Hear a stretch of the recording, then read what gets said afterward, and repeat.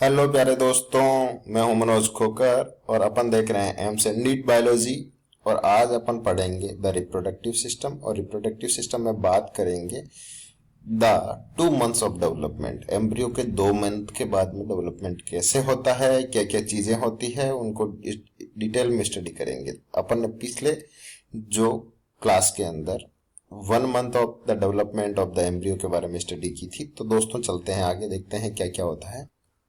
चलिए एक बार समराइज कर लेते हैं। सबसे पहले 2 सेल्स बनती है। जब जाइगोट डेवलप होता है तो बीच में क्लीव फॉर्म होती है, 2 सेल्स बनती है। 2 सेल से 4 सेल्स में डेवलपमेंट होता है। 4 सेल्स से 8 सेल और 8 सेल से आगे 16 सेल्स। तो एक पूरी की पूरे ब्लास्टूला बनता है, एक बॉल लाइक स्ट्रक्चर बनती है जिसमें फ्लूइड भरा रहता है और उसके बीच की जो कैविटी होती है इसको ब्लास्टोसिल्स के नाम से जानते हैं। आगे जाके यही ब्लास्टोसिल्स आगे कन्वर्ट होकर गेस्टुला के अंदर कन्वर्टेशन होता है जिसको गेस्टुलेशन की प्रोसेस बोलते हैं। और गेस्टुलेशन के अंदर 3 लेयर बनती है। सबसे बाहर वाली लेयर होती है उसको एक्टोडर्म बोलते हैं, मिडिल वाली लेयर को मेसोडर्म बोलते हैं और सबसे अंदर की लेयर होती है उसको एंडोडर्म बोलते हैं। नीचे वाला पार्ट होता है जिसके अंदर योग प्रेजेंट होता है और ऊपर वाला पार्ट एमनियन के नाम से जाना जाता है। एमनियन ये एक्टोडर्म होता है, बीच में मेसोडर्म और एंडोडर्म। इसके बाद में अपन ने देखा था कि यहाँ पे बीच में न्यूरल प्लेट्स बनती है जो न्यूरल ट्यूब को फॉर्मेशन करती है और जो न्यूरल ट्यूब आगे जाके नोटोकॉर्ड का फॉर्मेशन करती है। ये नोटोकॉर्ड की स्ट्रक्चर होती है जो न्यूरल ट्यूब से अंदर से बनती है और ये आगे गट केविटी वगैरह का बनती है जिसे अलग अलग ऑर्गन फॉर्मेशन होता है। तो दोस्तों देखिए ये जो टेडपोल होता है, टेडपोल है swimming in larva with segmented muscles and notochords extending into a tails. जो ये नोटोकॉर्ड आगे जाके टेल लंबी होगी टेडफॉल के अंदर, तो ये उसकी जो होती है टेल का फॉर्मेशन करती है और वही लार्वा होता है। इसको अपन लार्वा स्टेज या टेडफॉल के नाम से जानते हैं। ये लार्वल स्टेज होती है। ये आगे जाके आगे ये लार्वा बड़ा हो जाता है जिसको बड़ा होने के स्टेज को अपन मेटामॉर्फोजेनेसिस बोलते हैं। ये मेटामॉर्फोसिस की प्रोसेस होती है जिसमें बनता है। ये मेटामॉर्फोसिस में ये इसके आगे जाके लिम्ब ग्रो करते हैं। Limb grow and tail is absorb during the metamorphosis. Tail absorb हो जाती है मेटामॉर्फोसिस टू एडल्ट फॉर्म और ये पूरा का पूरा फ्रॉग बन गया। The frog body from change into grow its tissue specialize and the embryo become a tadpoles and metamorphosis into adults। तो पहले एम्ब्रियो से टेडपोल बना और टेडपोल से आगे जाके मेटामॉर्फोसिस के द्वारा एक एडल्ट के अंदर चेंज हो जाता है। और ये एडल्ट होता है वो sexually mature four leg adult leopards frogs. ये पूरा का पूरा उसकी स्ट्रक्चर को डिटरमाइन करता है, बताता है ये पूरा। पिछली क्लास के अंदर ये देख रहे थे कि 21 डेज का होता है तो उसके अंदर कैसे फॉर्मेशन होता है। ये एमनियन कैविटी बन गई, ये पूरा एम्ब्रियो बनने लग गया है।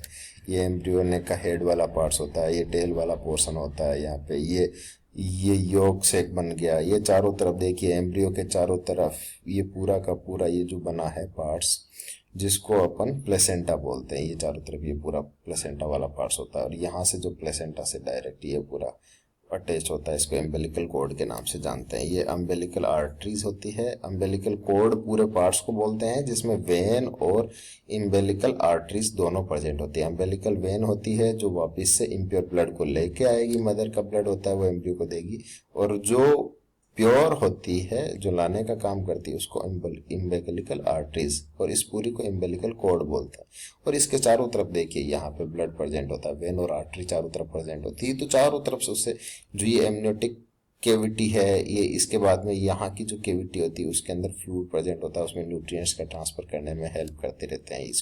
इसको एक्सोडर्मल मेसोडर्म के नाम से भी जानते, एक्सो एम्ब्रियोनिक मेसोडर्म के नाम से भी जाना जाता है। और ये मेटरनल साइनोसॉइड्स के नाम से जाना जाता है इनको अंदर।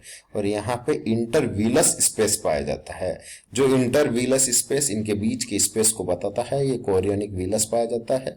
तो दोस्तों ये पूरा का पूरा पोर्शन होता है जिसको तो अपन जानेंगे प्लेसेंटा के नाम से और ये पोर्शन होता है एम्बिलिकल कॉर्ड। ये 21 आगे देखिए इसको डिटेल के अंदर आपको इस चीज को उन्होंने यहाँ से लार्ज करके बताया। ये कोरियोनिक विलाई दिखाई दे रही है आपको, योग से ये साइड के अंदर रह गया है, और यहाँ पे पूरा का पूरा amniotic fluid in amniotic cavity, जो एमनियोटिक कैविटी होती है उसमें पूरा एमनियोटिक फ्लूइड, अब एम्ब्रियो थोड़ा सा बड़ा हो चुका है, इसको जोड़ने वाला पार्ट्स होता है उसको अम्बिलिकल कॉर्ड के नाम से जानते हैं। अम्बिलिकल कॉर्ड के नीचे एलेंटोइस प्रेजेंट होता है, ये कोरियोनिक, और यहाँ पे ये एमनियोनिक लेयर होती है। कोरियोनिक आउटर लेयर होती है, एमनियोनिक इनर लेयर्स होती है।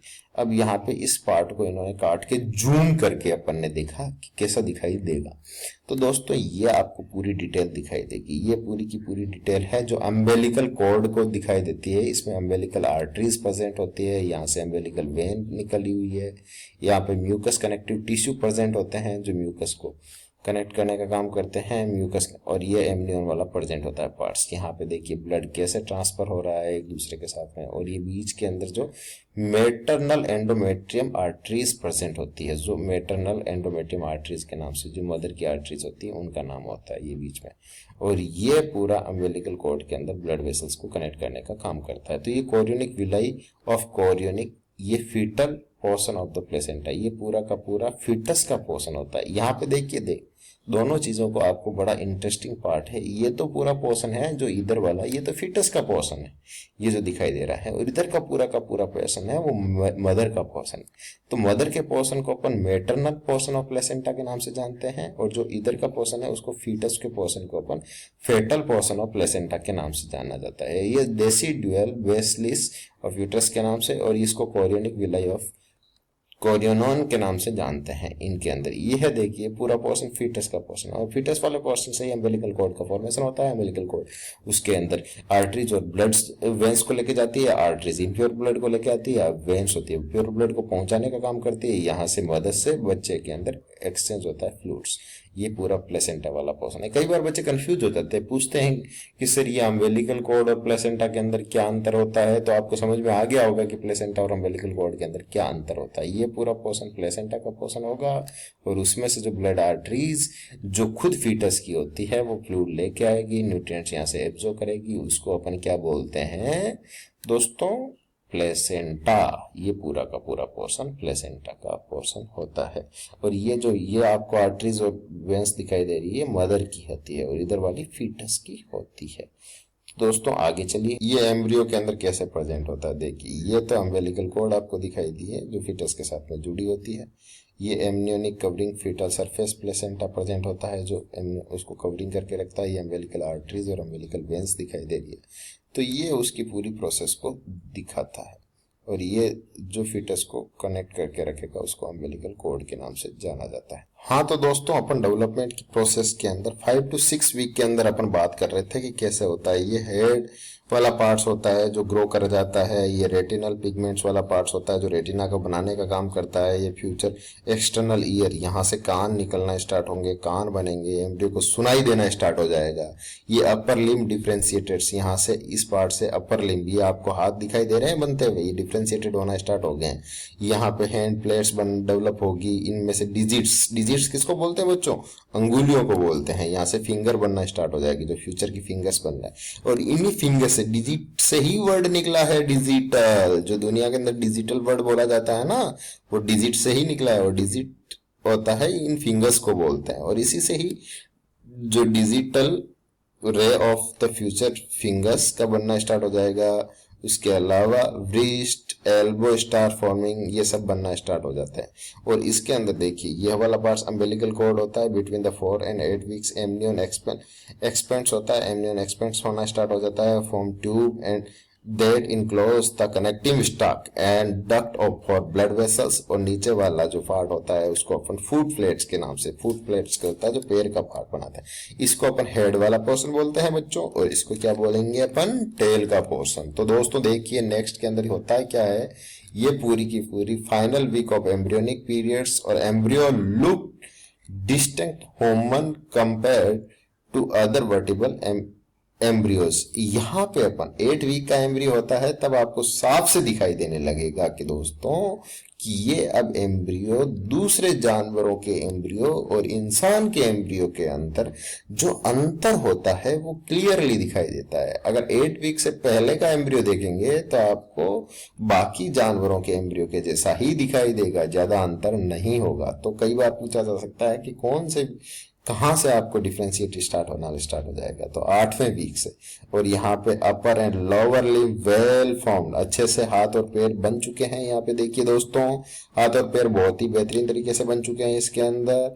और toys and have separates and primordial tissue all internal और एक्सटर्नल स्ट्रक्चर नाउ डेवलप, इसके अंदर अंदर की और बाहर की स्ट्रक्चर भी डेवलप होना स्टार्ट हो गई है। और टेल हैज बिकम स्टडी, जो वो टेल प्रोसेस होती थी वो भी अब धीरे धीरे गायब होना स्टार्ट हो जाती है। तो टोटल देखिए 16 वीक का होता है तो एम्ब्रियो 16 वीक का एम्ब्रियो हो चुका है, कहने का मतलब 4 महीने का। तो आप इसकी लंबाई 16 सेंटीमीटर 6.4 इंच का हो चुका है, इसका वजन 200 ग्राम का हो चुका है। और यहाँ पे देखेंगे, और ये 29 वीक का होता है तब इसके अंदर धीरे धीरे इसकी लंबाई बढ़ना स्टार्ट हो जाती है 11 सेंटीमीटर, और इसका वजन 1300 ग्राम का होता है। 38 वीक फुल टर्म्स जिसको बोलते हैं वो 50 सेंटीमीटर लंबा और 3 किलो और 400 ग्राम का हो जाता है। During the fetal period length of measurement extend from the crown of heels for embryos. It is the longest measurable dimension is from the crown to rumps. तो ये पूरी मेजरमेंट की प्रोसेस होती है दोस्तों।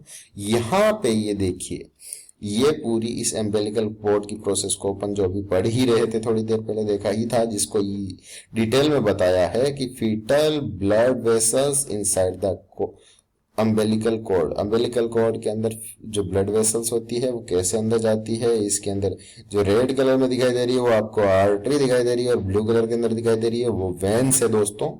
आर्टरी आपको पता ही है, ये फीटस की वेन और आर्टरी होती है जो अम्बेलिकल कॉर्ड के अंदर प्रेजेंट होती है। आर्टरी होती है वो क्या काम करती है, प्योर ब्लड को ले जाने का काम करेगी, और वेंस इम्प्योर ब्लड को लाने का काम करती है। और इधर ये मैटरनल ब्लड होता है जो यूट्राइन की लाइंस के द्वारा इसके साथ में अटैच होता है। तो यह मदर का फूड बच्चे के अंदर जाता है, जो माँ कुछ खाती है वो न्यूट्रिएंट्स यहीं से एक्सचेंज होके जो ये पूरा पार्ट्स होता है प्लेसेंटा का, उस प्लेसेंटा से एक्सचेंज होता है। तो इस पार्ट को अपन प्लेसेंटा बोलते हैं दोस्तों, और इस पूरे पोर्शन को अपन क्या बोलते हैं, अम्बेलिकल कॉर्ड। तो ये प्लेसेंटा से अम्बेलिकल कॉर्ड के द्वारा ये फूड बच्चे तक जाता है, और ये पूरा जो मदर जो अपनी माँ ने जो कुछ खाया वो सब का सब अपने अंदर तक पहुंचेगा दोस्तों। तो ये पूरी एक प्रोसेस है जिससे अपन माँ के साथ में जुड़े हुए रहते हैं। वो अपना अस्तित्व ही माँ है, अपने अंदर जितना सब कुछ है वो सब कुछ माँ की बदौलत है, क्योंकि माँ ने हमको जिंदा रखा और उसने अपने को जब अपन पैदा हुआ हर दिन अपने को न्यूट्रिएंट्स दिया और अपने को डेवलपमेंट के अंदर। तो जिंदगी में सब कुछ भूल जाना, लेकिन मदर जो अपनी माँ है उसको कभी भी मत भूलना दोस्तों, क्योंकि उन्हीं की बदौलत आज हम यहाँ तक पहुंचे हैं, उन्हीं की वजह से है। उनका सब कुछ उन्होंने जीवन के हर दौर के अंदर जो अपने में से साझा किया शुरुआत से। तो दोस्तों मैंने एक कविता लिखी थी माँ पे, वो आपको सुनाता हूँ। मैं खुद रोता हूँ और माँ को तसल्ली देता हूँ, माँ मत रो, बचपन में मैं रोता था और माँ तसल्ली देती थी। ये कविता एक दिन रात को पूरी भीगी पलकों में से लिखी गई कविता है दोस्तों, कि माँ दर्द मेरा है तू क्यों रोती है, माँ दर्द मेरा है तू क्यों रोती है, माँ गैरों की दुनिया तो ऐसी ही होती है। इस भीड़ में अकेला हूँ माँ, सब बेगाने निकले तेरा हूँ माँ, माँ अब ये दुख मैं सह नहीं सकता, माँ की भीगी पलकों को देख के कुछ कह नहीं सकता।